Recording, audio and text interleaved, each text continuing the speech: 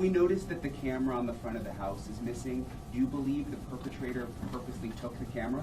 Don't know that. We're looking into that as well. Nancy Guthrie's Apple Watch stopped syncing in the middle of the night, and sources say that investigators believe that moment may mark when she was taken. Yes, taken. Authorities now say the 84-year-old mother of Today Show anchor Savannah Guthrie was abducted from her home, abducted against her will, and police have confirmed DNA evidence inside the house, reinforcing their belief that this was not a voluntary disappearance. And just 24 hours ago, Hidden True Crime, we were discussing this as a sudden disappearance, and we walked through how police escalated this case from a missing person investigation to an active criminal case almost immediately. And now law enforcement, they're no longer speaking in hypotheticals. They're describing a woman with limited mobility who did not leave on her own, who needs daily medication, and who may have been removed while she was asleep. And as officials have said bluntly, this is a race against time. And today's press conference only reinforced just how dire this situation is. So let's pause, reset, and walk carefully through what we now know. What's changed in the last 24 hours and why investigators believe this situation is far more urgent than anyone initially realized. We'll go through everything we need to know. Stick with me. My name is Lauren Matthias, and this is Hidden True Crime.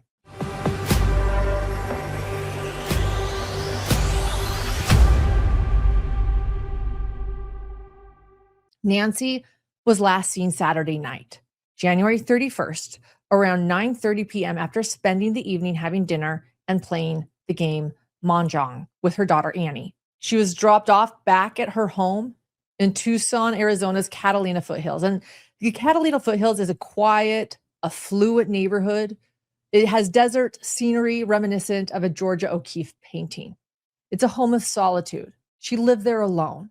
And the next morning, though, Nancy didn't show up for church, which was completely out of character for her. A friend noticed right away and contacted the family. And when her kids went to check on her house and couldn't find her, I'm assuming they did not find anything in extreme disarray, as they continued to search for nearly an hour before they called 911 just before noon on Sunday. And that is when everything changed. Because by Monday, Pima County Sheriff Chris Nanos said investigators found things inside the home that immediately raised serious concern, enough that they officially declared Nancy Guthrie's house a crime scene. Homicide detectives were brought in. Search and rescue teams had already worked through the night using helicopters, drones, heat sensing technology, and dogs, but that search has now been paused. This is now being treated fully as a criminal investigation. And here's the biggest update. Sheriff Nanos is no longer hedging his words. He told CBS News directly, "I believe she was abducted. She didn't walk away from there. She didn't go willingly." CBS News correspondent Jonathan Bigliotti asked Pima County Sheriff Chris Nanos about the ticking clock to locate Guthrie. Here's what he said. I mean, the clock is literally ticking. It's been more than 24 hours since she disappeared.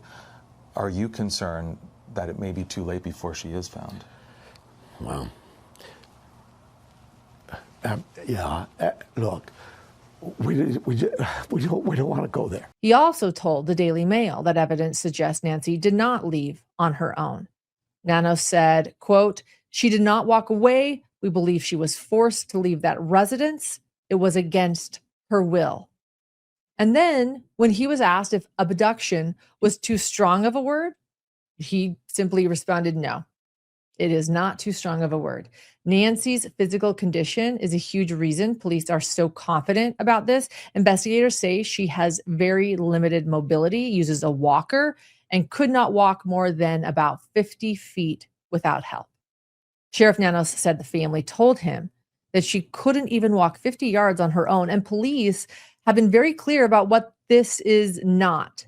This case is not a dementia-related incident, confusion, or someone just getting lost. That is what this case isn't. Sheriff Nanos said, again, Nancy Guthrie is of great sound mind. She is sharp as a tack. This is not someone who just wandered off. I can't think of the last time where in the middle of the night in someone's bed, an 84-year-old woman disappeared on us. That's a challenge for us, and it's something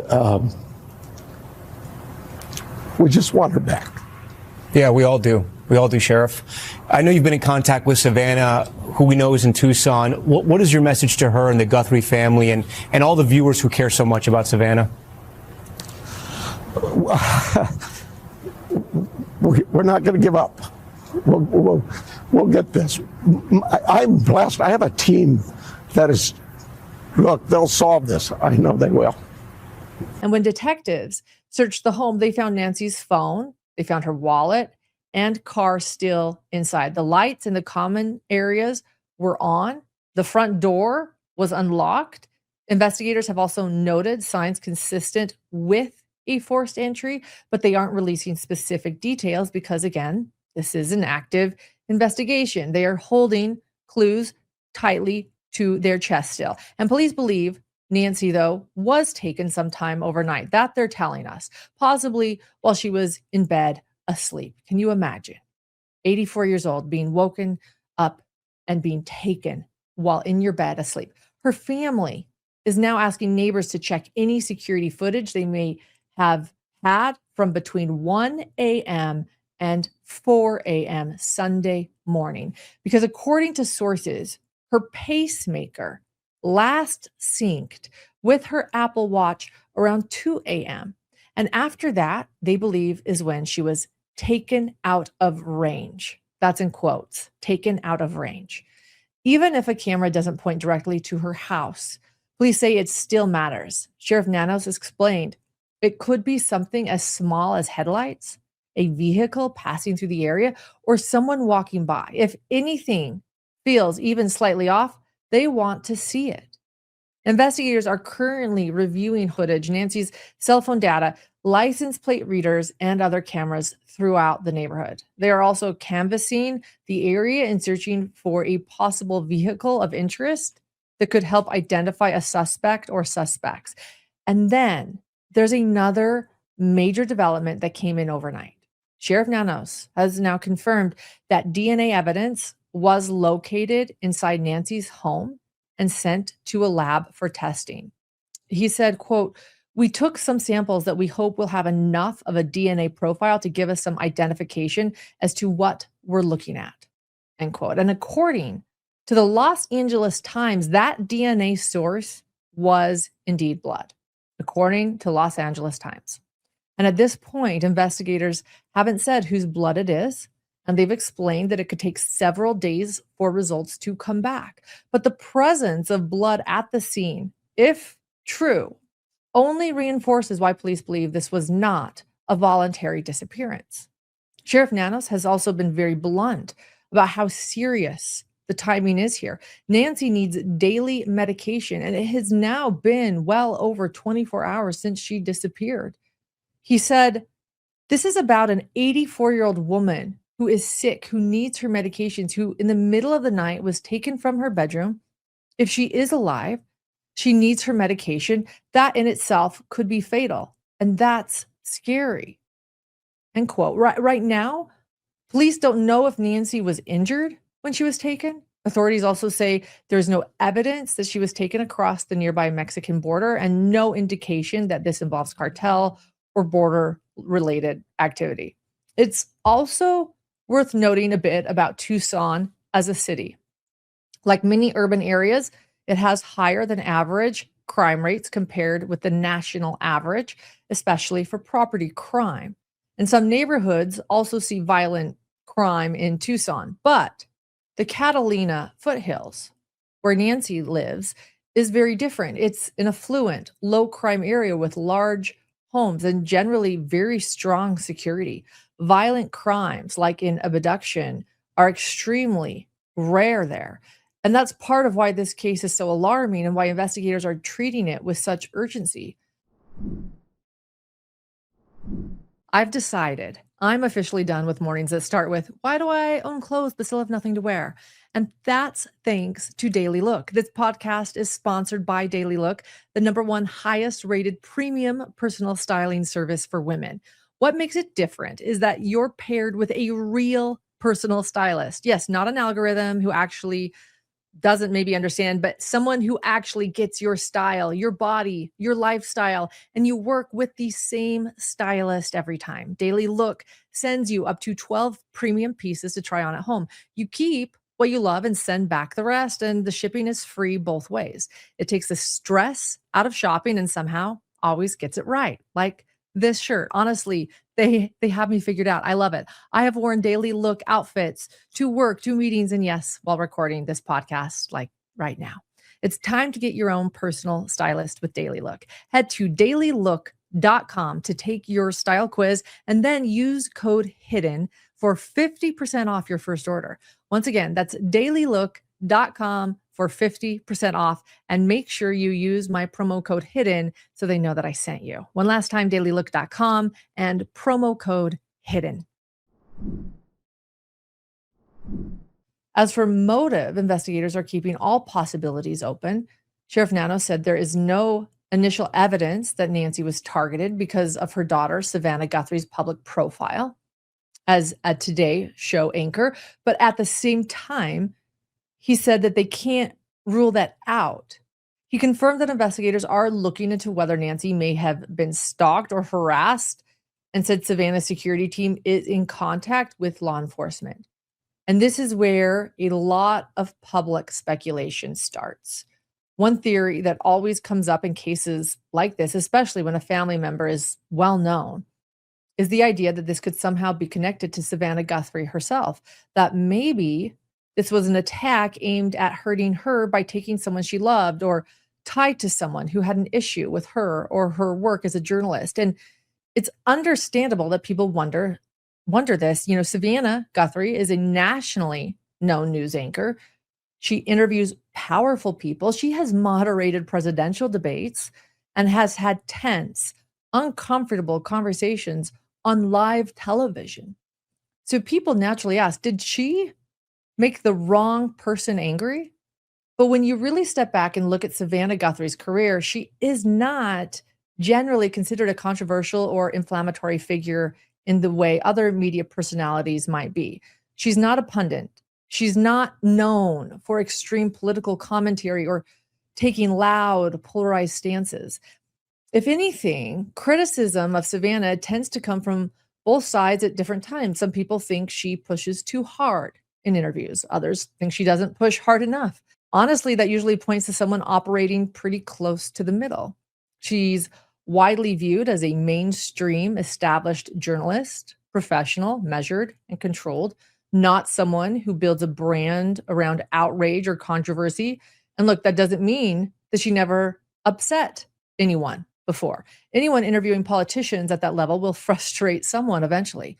But there's a big difference between momentary criticism and having real enemies. And there is no public reporting or evidence that Savannah has known threats, stalkers, or people fixated on her in any dangerous way beyond what sadly comes with being a recognizable public figure.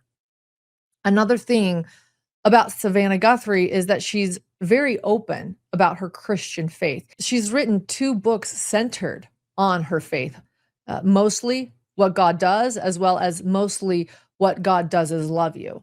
And those books aren't political or controversial. They focus on grace, love, and faith through difficult moments in life. That's not the profile of someone out to stir people up. In an era where some news anchors are clearly partisan or openly ideological, Savannah has generally maintained a reputation for being fairly neutral in the stories she covers. And look, viewers might disagree with how an interview goes, but she's not widely seen as injecting personal beliefs or agendas into her reporting. So while investigators are right to never rule anything out, there's nothing right now that suggests this was retaliation or a targeted attack connected to Savannah's career. And at this point, that theory lives more in the realm of understandable speculation rather than any solid evidence. And there are a few other theories people keep asking about as well. Some have wondered if this could be a ransom situation, right? Especially given that Savannah makes an estimated $8 million a year and has a net worth of around $40 million. But if that were the case, investigators would typically expect some kind of contact by now, right? A demand, a message, something. Others have suggested this could have been a robbery that went wrong, but police have not said the home appeared ransacked or that valuables were taken. In fact, Nancy's phone, wallet, and car were all still inside the house. Again, everything was there. Family allegedly looked for Nancy, as you recall, for an hour before calling 911. So if investigators or even family believe this was primarily about theft, we would likely hear that the scene reflected that. So far, they haven't said that. And honestly, looking at this from the outside, looking in, that's important context because it helps narrow what this might not be, even as police continue to work towards what it is. The FBI is now assisting in the investigation as well, bringing additional resources and expertise, especially in digital forensics, image analysis, and cell phone data. Meanwhile, Savannah Guthrie has remained off the Today Show and posted a deeply emotional message overnight asking for prayers. She wrote, "We believe in prayer. We believe in voices raised in unison, in love, in hope. We believe in goodness. We believe in humanity. Above all, we believe in Him. Thank you for lifting your prayers with ours for our beloved mom, our dearest Nancy, a woman of deep conviction, a good and faithful servant. Praise your prayers with us and believe with us that she will be lifted by them in this very moment. We need you. He will keep in perfect peace those whose hearts are steadfast, trusting in the Lord." A verse of Isaiah for all time, for all of us. And then Savannah ended with this simple but heartbreaking plea: bring her home. On today's Today Show broadcast, anchors spoke about the case, and again, they confirmed that authorities believe Nancy was taken against her will. They said that while police are receiving tips, they still don't have a solid lead, which makes public help absolutely critical right now. Sheriff Nano said, "It is a race against time. I hope that window hasn't closed." The Pima County Sheriff's Office gave a press conference today, Tuesday, as well. We have a lot of work in front of us. We have a job to do. And we have someone's life who is in jeopardy. And so job number one is we got to find her, and we got to work hard to do that. I understand there's great attention on this, and rightfully so, and I appreciate it, and I thank you for it, because it has generated a lot of leads for us. And so we're tracking those leads, and we're doing things with evidence that you would expect us to be doing. Most importantly, Sheriff Nanos said that Nancy still hasn't been found. And while that's heartbreaking news, there is still hope. He mentioned that they're chasing a lot of leads, but didn't have any new updates to share. Then he handed things over to John Edwards, the assistant special agent from the Tucson FBI office, who said a few words and answers in questions. He assured everyone that they're doing everything possible to bring Nancy home. That includes analyzing cell phones, checking cell tower data, and conducting interviews. He emphasized that they're aggressively following every lead that comes in. If you live in the area or saw something on Saturday night, the 31st of January, or Sunday morning, the 1st of February, please report it to the Pima County Sheriff's Department or the FBI at 1-800-CALL-FBI. Every lead and tip is important. We are aggressively pursuing and looking into every single one. Again, please help us bring Nancy Guthrie home. Thank you. After that, the floor was open for questions from the media. Sheriff Nano still could not say whether this was a random act or something targeted. They just don't know yet and are looking for all possibilities. Well, we have crime in Tucson all the time, right? Like any city. And so when you say a threat to the public, is there somebody out there who's kidnapping elderly people in the middle of the night every night? We've not heard that. We don't believe that's the case. We do believe that Nancy was taken from her home against her will, and that's where we're at. He also has no idea if more than one person is involved. When a reporter asked if any demands had been made, he said they've had all kinds of leads that they're investigating. You were asked if there was any ransom, and you didn't say no. You said we're following all leads. Does that mean a ransom has come in? We're following all leads we have. That's all I can tell you. We've got hundreds of leads, and it's from you that produce those leads by telling people we need help, and I'm grateful for that. But I'm not going to get into all that. So far, he added that while they've submitted everything to the camera companies, they have not been given any access to video footage yet. And one reporter pointed out that the camera on the front of the house is missing. And the sheriff said that they're actually looking into whether the perpetrator purposefully took the camera. After a few more questions, the sheriff said they'll give another update on Thursday, unless, of course, something major happens before then. And if something does, you can count on Hidden True Crime to bring you all the latest verified updates. We do have one more development to share coming in just now this Tuesday from TMZ, but I want to be very clear up front that this is still highly speculative and could ultimately turn out to be a hoax. That being said, TMZ reports on Tuesday they were sent a letter within the last few hours claiming to be from the person responsible for taking Nancy Guthrie. The message demands a large sum of Bitcoin be sent to a specific Bitcoin address. It includes a deadline along with a warning about potential consequences if those demands are not met. The letter also references damage to an item inside Nancy's home, as well as something she was wearing, which appears to be an attempt to establish credibility by giving details that would not be publicly known.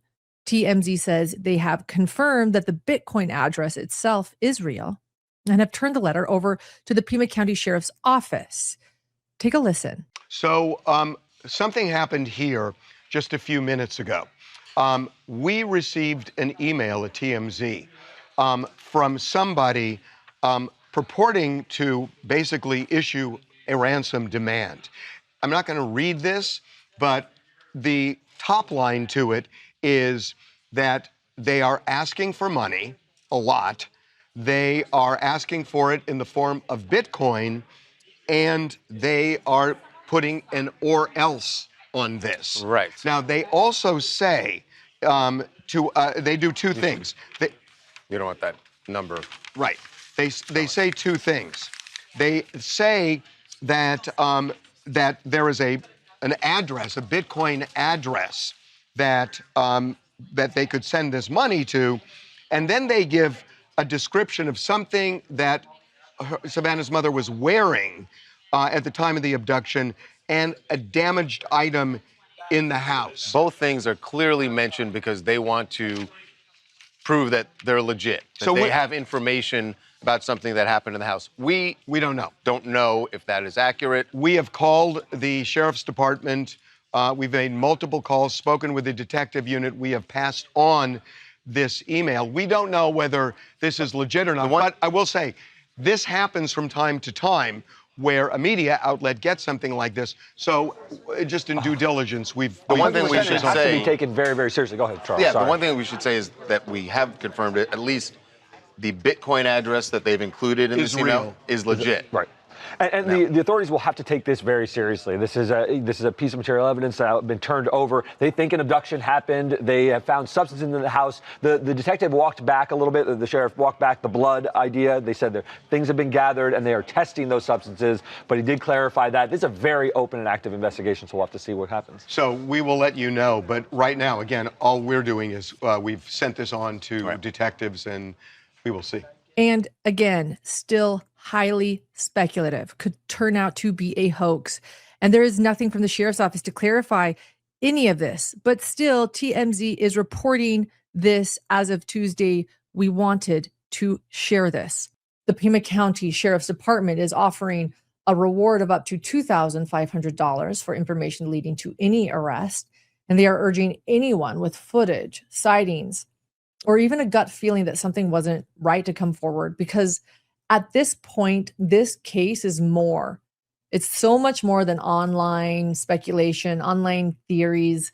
It's about finding an 84-year-old woman who was taken from her home in the middle of the night, a grandmother, someone who needs medication and care, someone whose family loves and misses her. This case is about holding on to hope, any hope that she can return safely. If you know anything at all, no matter how small it seems, please contact the Pima County Sheriff's Department right away, because one person or one tip could be the difference this case needs.